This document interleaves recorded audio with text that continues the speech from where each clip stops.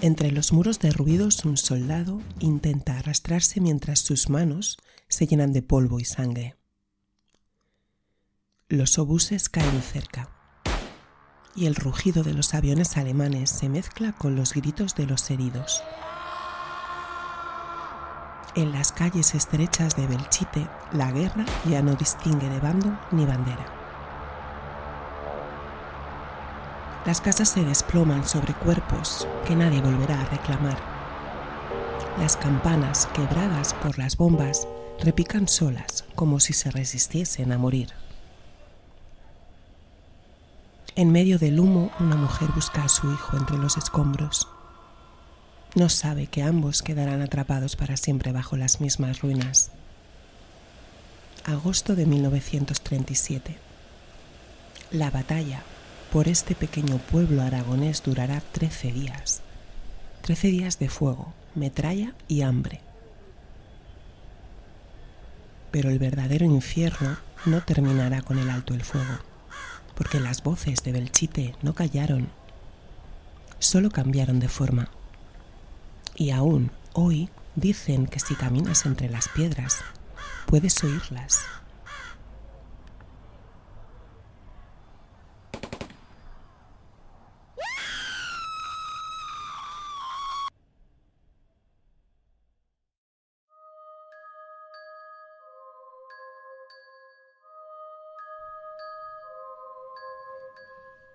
Atención, delirantes, lo que vais a escuchar no es ficción, aunque quizás desearás que lo sea.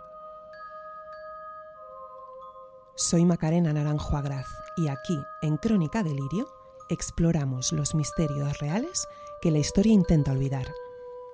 Desapariciones sin rastro, crímenes imposibles, sectas ocultas y delirios humanos que dejaron huella.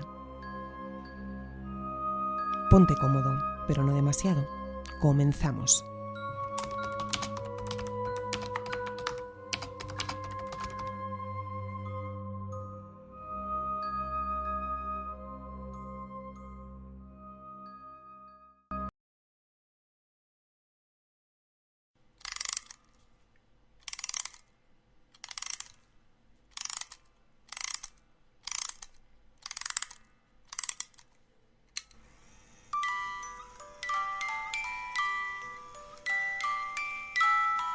Bienvenidos a Crónica Delirio. Hablar de Belchite es hablar de una Pompeya moderna. Pero su Vesubio no fue un volcán, sino una guerra, la Guerra Civil Española.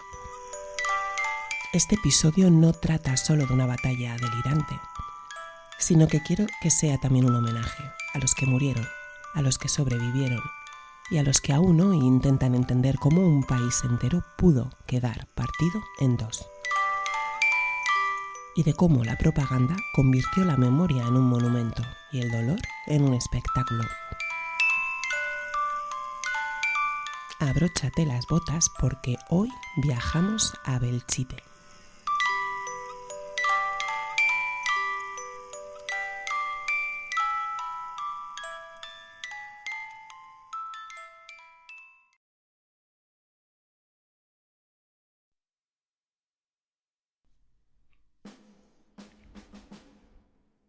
En medio de la estepa aragonesa, donde el sol cae como plomo sobre los campos resecos, se alza un pueblo detenido en el tiempo. Muros rotos, ventanas vacías, iglesias sin techo. Belchite, un nombre que más que pronunciarse se arrastra como un suspiro atrapado entre ruinas. Y lo que hoy son piedras y silencio, en agosto de 1937 fue un infierno de fuego y metralla. Allí se enfrentaron vecinos contra vecinos, hermanos contra hermanos. Sin embargo, esta historia no comienza con una batalla, comienza antes, con un golpe de Estado. En julio de 1936, un grupo de generales encabezados por Francisco Franco, Mola y Sanjurjo se levantó contra el gobierno legítimo de la Segunda República. Lo que pretendía ser un golpe de estado rápido se transformó en una guerra brutal que destrozó el país durante 3 años. Un conflicto donde los golpistas, el llamado Bando Nacional, avanzaron con apoyo de la Alemania nazi y la Italia fascista, mientras el ejército republicano resistía con desesperación y dignidad. En esa guerra de ideales y odios, los pueblos pequeños se convirtieron en trincheras, y Belchite fue uno de ellos.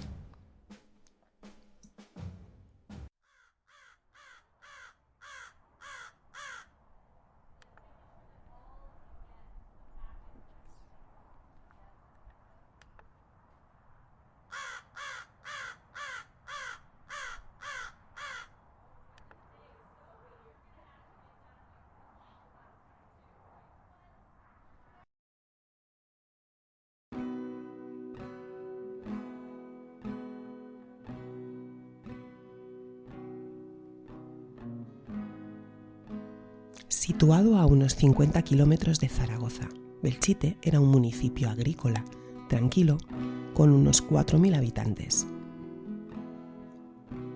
Un lugar de olivos, trigo y campanas que marcaban la vida diaria.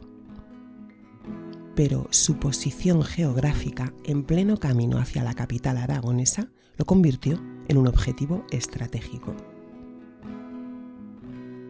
En el verano de 1937, el ejército republicano lanzó una ofensiva para desviar la presión sobre el frente de Aragón. El objetivo era claro: conquistar Zaragoza, pero antes había que tomar Belchite.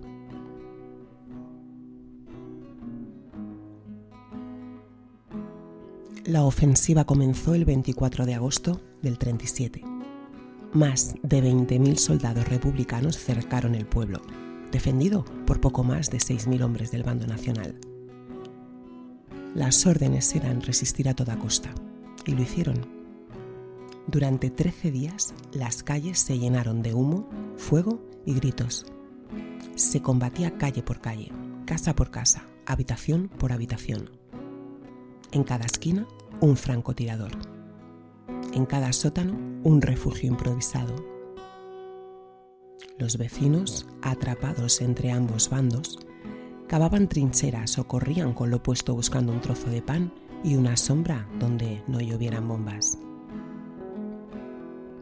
El aire olía a cal, a sudor, a pólvora y a miedo.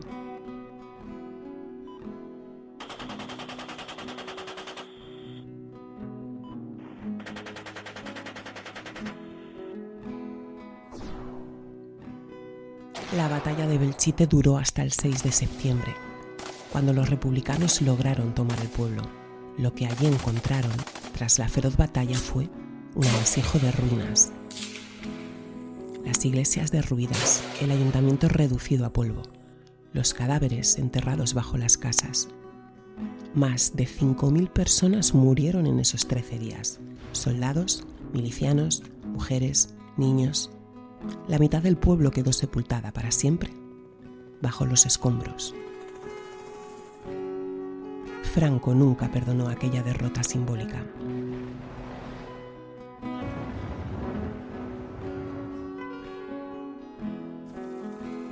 Cuando el estruendo de los cañones se apagó, Belchite no volvió a la vida. Quedó reducido a un esqueleto de piedra y polvo.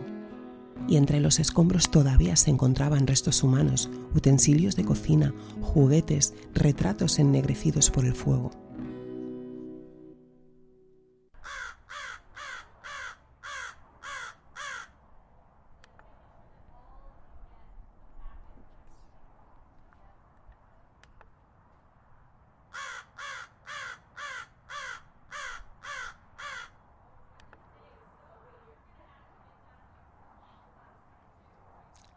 Tras la victoria franquista de la Guerra Civil en 1939, los golpistas celebraron la toma de Belchite como símbolo de su cruzada. El dictador decidió no reconstruir el viejo Belchite, no como homenaje a los muertos, sino como un trofeo, como cicatriz visible de su victoria. Las ruinas se convirtieron en monumento al miedo, un recordatorio de lo que pasa cuando alguien se atreve a resistir. Como una ruina deliberada, símbolo de la victoria fascista y advertencia propagandística. Correspondiente al día de hoy, 1 de abril de 1939, tercer año triunfal. En el día de hoy, cautivo y desarmado el Ejército Rojo, han alcanzado las tropas nacionales sus últimos objetivos militares. La guerra ha terminado. Franco visitó el lugar en 1939 y pronunció una frase que aún retumba en los archivos de nuestra historia. Dejaré Belchite tal como ha quedado para que sirva de ejemplo. ¿Ejemplo de qué? Para algunos, de la victoria del régimen. Para otros, del horror de una guerra que había dividido familias, vecinos, pueblos enteros.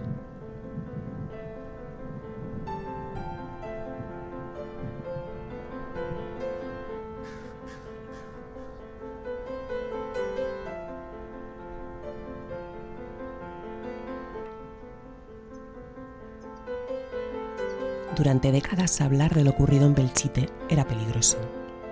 Los nombres de los muertos se susurraban, los recuerdos se guardaban en cajones, las cartas se quemaban. Los niños crecían oyendo que no debían preguntar por el pasado, que las ruinas eran cosas de la guerra. Pero los supervivientes no podían olvidar. Hay testimonios de mujeres que contaban cómo, al caer la tarde, escuchaban todavía los gritos de auxilio. Campesinos que evitaban pasar cerca del viejo pueblo al caer el sol. Decían que Belchite seguía respirando, aunque sus habitantes ya no.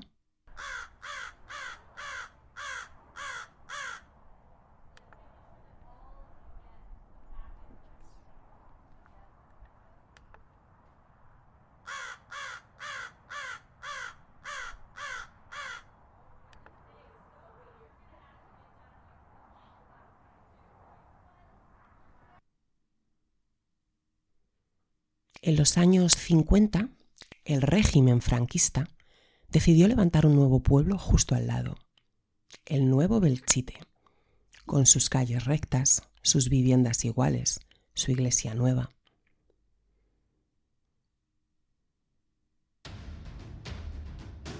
Sin embargo, el pueblo nuevo acabaría siendo construido por los prisioneros del bando perdedor, el republicano, quienes malvivían en un campo de prisioneros. Ellos serían los encargados de construir también los barracones que formaban lo que se llamó la Pequeña Rusia, un campo de refugiados creado para que vivieran los habitantes de Belchite, de ambos bandos que habían perdido sus casas durante aquella sangrienta batalla. Los obreros que lo construyeron lo hacían bajo la vigilancia del Frente de Juventudes y de la Falange. Franco quería mostrarlo como ejemplo de renacimiento nacional. Pero los que lo habitaron sabían que aquello era una farsa. Desde las ventanas del nuevo pueblo se veían las ruinas del viejo. Y cada noche el viento arrastraba hasta sus calles modernas el eco de lo que había pasado al otro lado del muro. No había que mirar mucho para recordar. Bastaba con escuchar.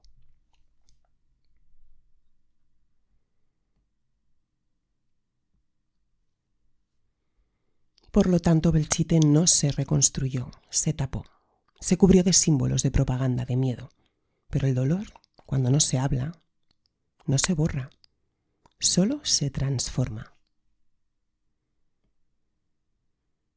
Y en Belchite terminó convirtiéndose en algo más.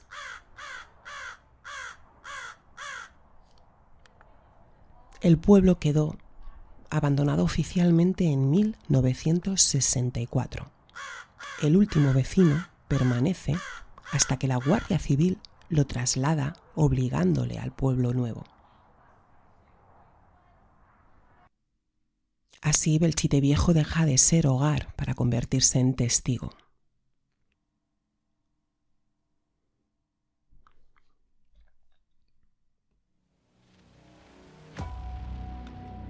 Y a finales de los años 70, con la llegada de la transición, el silencio comenzó a resquebrajarse.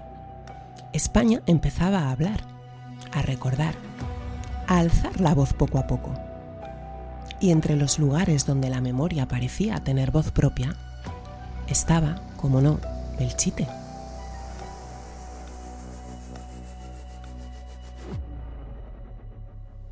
Y ya en los años 80, investigadores de lo paranormal comenzaron a visitar las ruinas del pueblo.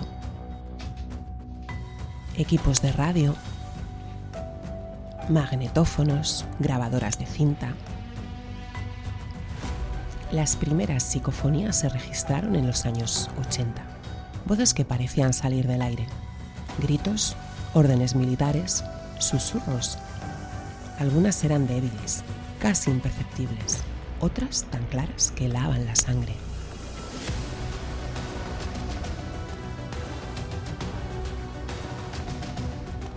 Los investigadores hablaban de memoria acústica del dolor, de energía atrapada en las paredes.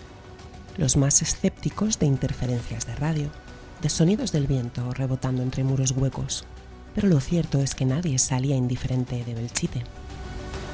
Periodistas, militares, curiosos, muchos aseguraban haber escuchado algo inexplicable.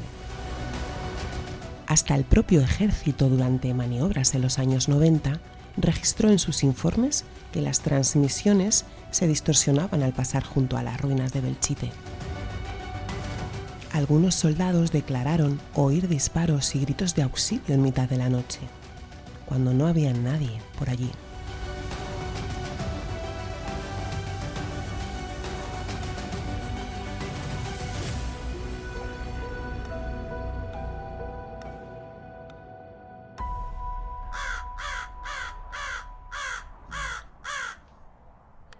Así, con el tiempo, Belchite se fue convirtiendo en un imán para investigadores de lo paranormal, programas de televisión, documentales, canales de radio.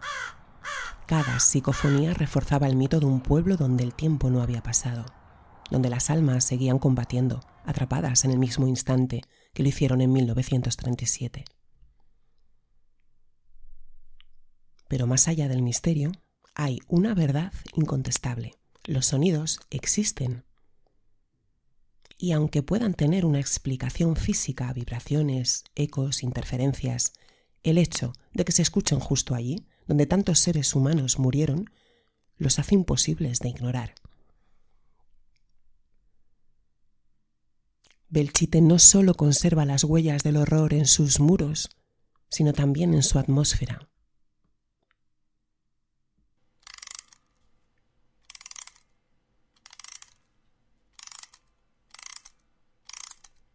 Entonces, la pregunta es, ¿son fantasmas los que hablan? ¿O la que habla es la historia misma? ¿Qué es Belchite hoy? ¿Un fenómeno paranormal? ¿Un lugar donde los muertos siguen repitiendo su tragedia?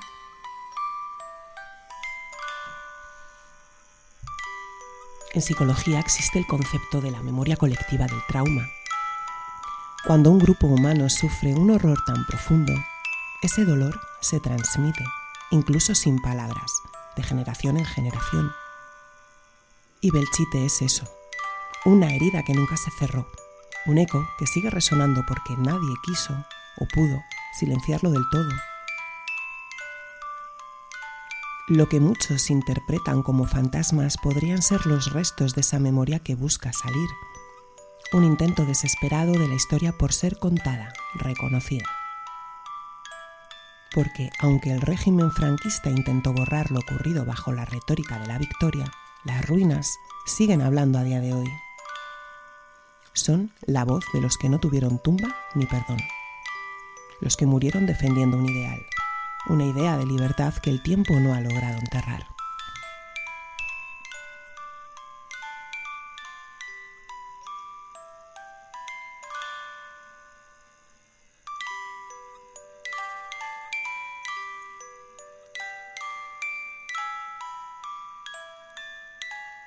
Hoy, Belchite también es un símbolo, no solo del horror de la guerra civil, sino del precio de olvidar. Un lugar donde el pasado se niega a desaparecer, donde los visitantes, aunque no lo sepan, al pisar las calles vacías caminan sobre una historia que sigue viva. Y quizá por eso el viento que atraviesa las ruinas suena como suena, no como lamento, sino como advertencia.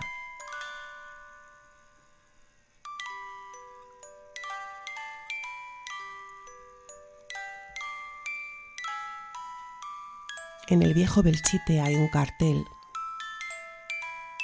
que reza lo siguiente: Pueblo viejo de Belchite, ya no te rondan zagales, ya no se oirán las jotas que cantaban nuestros padres.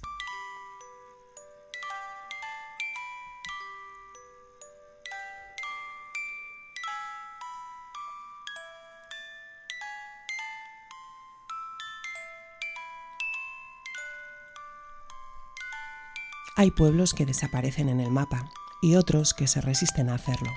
Belchite pertenece a los segundos. Fue arrasado en apenas 2 semanas, en una de las batallas más feroces de la guerra civil.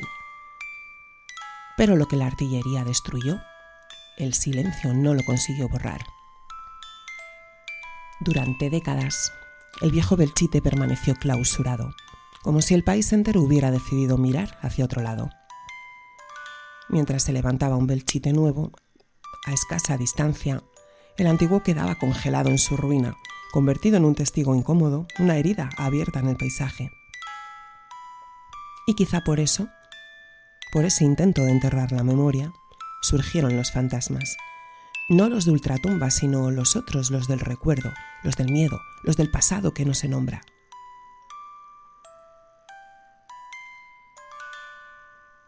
Cuando los investigadores comenzaron a registrar voces y susurros en los años 80, muchos pensaron que era una broma. Pero había algo simbólico en todo aquello. En cada no, en cada madre, resonaban ecos de quienes quedaron atrapados entre los escombros. Voces que, más allá de lo paranormal, representan la imposibilidad de olvidar. Porque en realidad Belchite no habla con fantasmas, habla con su historia. Y lo que se oye en sus ruinas no es magia, sino el eco del dolor. Es la memoria acústica de un país que aún no ha aprendido a escuchar su propio pasado sin miedo. Hoy, entre las paredes derruidas y las calles donde ya no vive nadie, el silencio sigue teniendo forma de grito. Belchite no está maldito, está vivo. Y mientras alguien recuerde lo que allí ocurrió, seguirá hablándonos, aunque sea con voz de fantasma.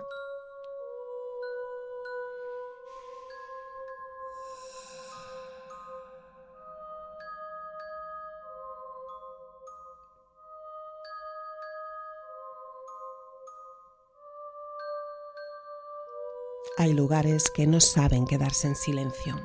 En Crónica Delirio seguimos escuchando las voces del pasado, los ecos del misterio, las huellas de lo que nunca se contó del todo.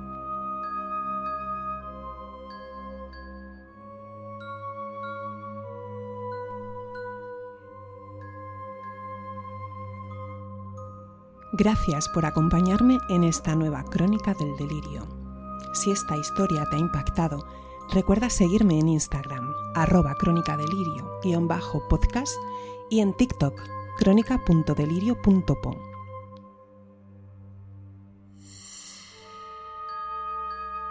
Y no olvides compartir este episodio con quienes disfrutan de este tipo de relatos que nos obligan a mirar de frente al lado más oscuro de la historia. Nos escuchamos en el próximo episodio con más historias donde la realidad y el delirio se encuentran. Adiós.